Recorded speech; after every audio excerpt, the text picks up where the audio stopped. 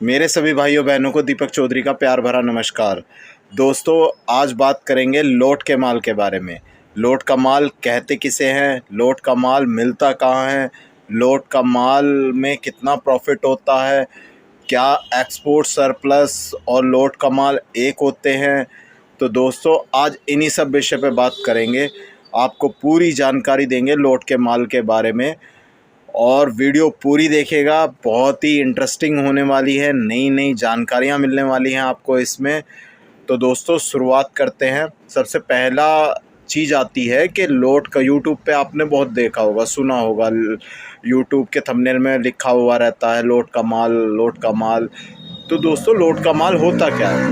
लोट का माल दोस्तों उसे कहते हैं जो माल अपनी प्रोडक्शन की लागत से कम में ख़रीदा या बेचा जाता है, उसे लोट का माल कहा जाता है। दोस्तों, इसमें सिर्फ कपड़ा ही नहीं, कोई भी चीज़ आ सकती है, जूता, चप्पल, जो भी चीज़ है, जो भी अपनी प्रोडक्शन कॉस्ट से कम रेट पे ख़रीदी या बेची जाती है, उसे लोट का माल कहा जाता है। दोस्तों, इसमें बैग्स भी आ जाते हैं, बहुत सारी चीज़ें आ जाती हैं। दोस्तों,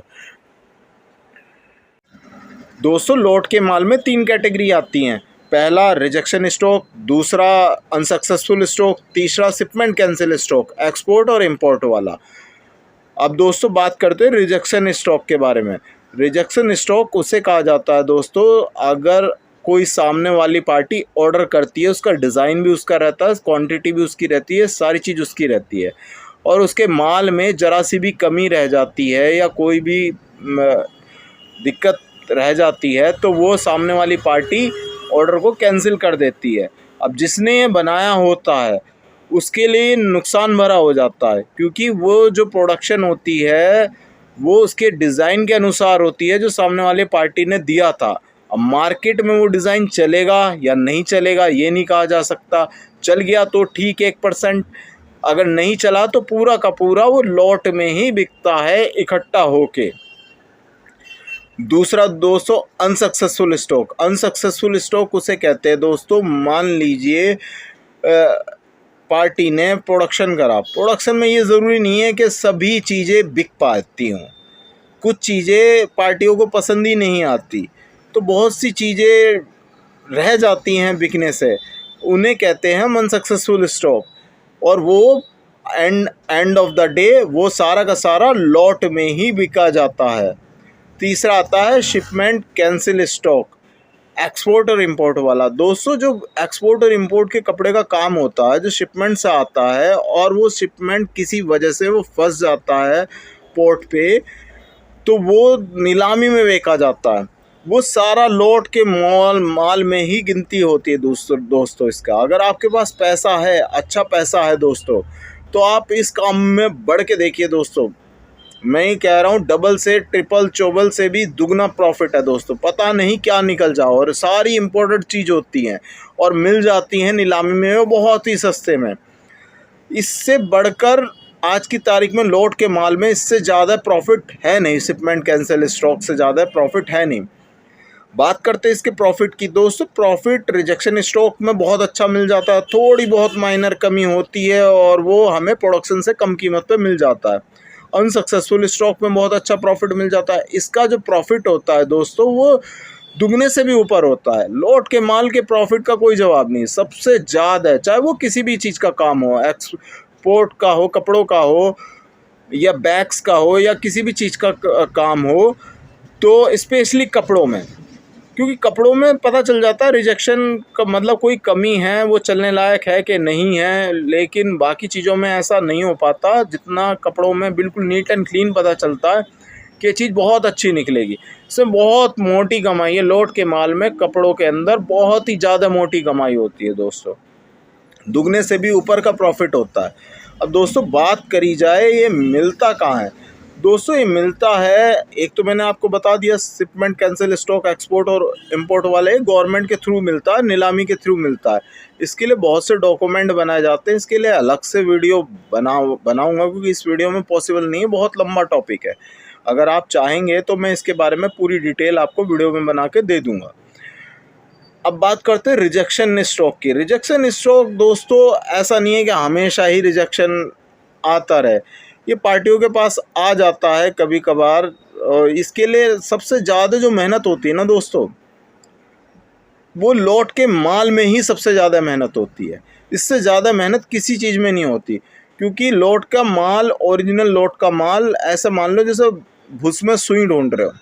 आपके पास अच्छा पैसा है और आपको क्वांटिटी बड़ी परचेस करनी है तो सीधा प्रोडक्शन हाउस जाइए, फिर मत रुकिए। वहाँ आपको रिजेक्शन का भी मिलेगा और दूसरा आपका अनसक्सेसफुल स्टॉक भी मिलेगा।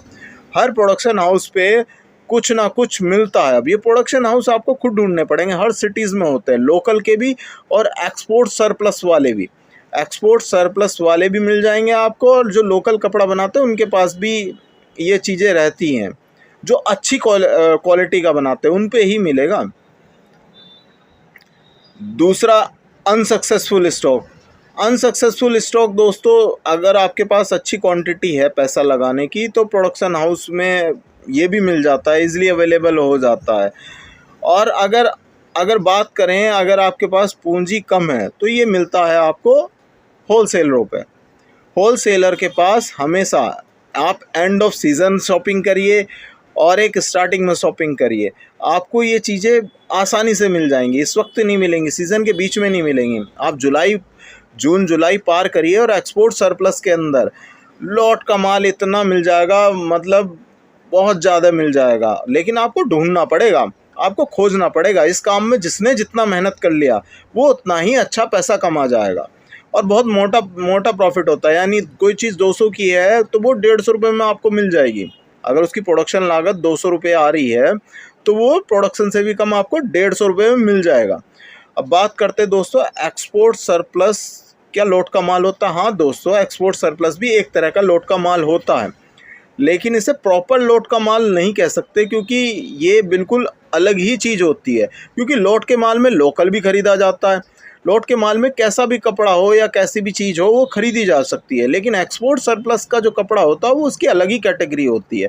प्रक्रिया सेम ज़रूर हो सकती है, आप उसे प्रक्रिया में बिल्कुल सेम कह सकते हैं, क्योंकि वो भी, उसमें भी रिजेक्शन आ जाता है, उसमें भी अनसक्सेसफुल स्टॉक आ जाता है। वो प्रक्रिया में सेम हो सकता है, लेकिन प्रॉपर वो लॉट का माल नहीं बोला जा सकता दोस्तों। वो लॉट के माल का एक पार्ट तो हो सकता है, लेकिन प्रॉपर आप उसे लॉट का माल नहीं बोल सकते, क्योंकि लॉट के माल में सिर्फ एक्सपोर्ट सरप्लस नहीं होता, आप उसमें कुछ भी खरीद सकते हैं। आप लॉट के माल में कुछ भी खरीद सकते हैं। आप जैसे दुकान भी है आपकी, तो आपने भी देखा होगा, बहुत बार आपकी दुकान पे भी आ जाते हैं, नो भैया लॉट का माल है क्या, कोई रुका हुआ माल है क्या। वो आपसे बहुत सस्ते में ले जाते हैं चीज़ें। इसी प्रक्रिया को आप ऊपर ले जाएं तो यकीन मानिए 200 की चीज़ 100 रुपये में बड़ी आसानी से मिल जाती है दोस्तों। लेकिन मेहनत और पैसा चाहिए, आप इसमें दुगने से भी ज़्यादा प्रॉफिट कमा लेंगे, 3 गुना 4 गुना, कोई लिमिट नहीं है। और जो मैं शिपमेंट वाली बता रहा हूँ, इसकी प्रक्रिया थोड़ी लेंथी तो है, लेकिन अगर आपने इसका तजुर्बा कर लिया और आपके पास पैसा है तो दोस्तों यकीन मानिए किस्मत बदल ही देता है ये शिपमेंट वाला काम। तो बस पैसा चाहिए, पैसे का खेल है उसमें। वहाँ ये नहीं कि मुझे थोड़ा सा स्टॉक दे दो, पूरा